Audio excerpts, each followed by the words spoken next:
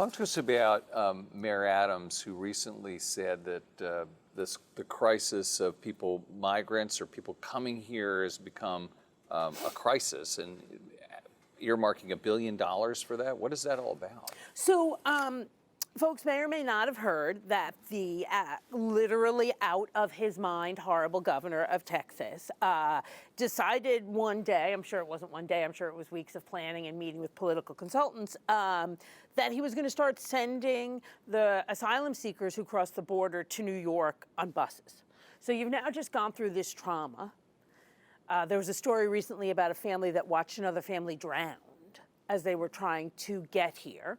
You get to Texas and you get put on a bus and you're going to New York and you get off in the Port Authority. Now, if anybody's ever been to the Port Authority, I know one loves 42nd Street more than I do. It could be a little less Disney, but that's another conversation. But it's not the most welcoming place to get off if you don't speak English and you don't never been here before. But anyway, so we're up to, I think, about 11,000 people now who've come to New York this way. And when I say they come with the clothes on their back and the flip-flops on their feet, that is all they come with. They're also not documented, although they are asylum seekers and there are numerous legal categories that they would fall under. They're not qualifying for things like food stamps, EBT. So we have 250, 248, whatever, refugee families that win right now, 700 children. We are having to provide them with all new clothes, with winter clothes, with 3 meals a day, every day, with full protein, etc. So the mayor is not wrong when he says it's a crisis, because that's not typically what our system was designed to take care of or address. That said, you put your foot down in New York, you're a New Yorker, and we're going to take care of you.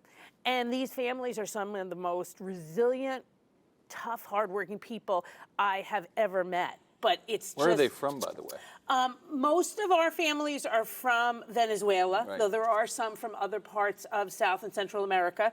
We have a few families from Russia and a few families from Africa. Wow. But the majority is from, Venezuela. And when you talk to them, what do they want? Do they want to live in New York now? Do they want to enter our society and get jobs and have homes ultimately? Jobs already. Right, have jobs. Okay. Off the books. I probably should have said that. So look, they want to be safe. That's the main thing they want to be, is they want to be free. They want to be free, and they want to be free from the violence that was happening in their countries, whether it was government-sanctioned violence or gangs who were, in essence, government-sanctioned. Some have family and friends in other parts of the country, and we are happy when in the city to get them bus fare or whatever. But the most of them want to be anywhere that they can be safe and their children can be safe and their children can get an education. And New York certainly, fits the bill in that regard. And, I think there is much more we could be doing as a federal government to respond to this situation, much more we could be doing as a city to respond to this situation for those who are going to end up staying here in New York City. I do want to say that companies have stepped up and, donating clothes and donating other items that we need.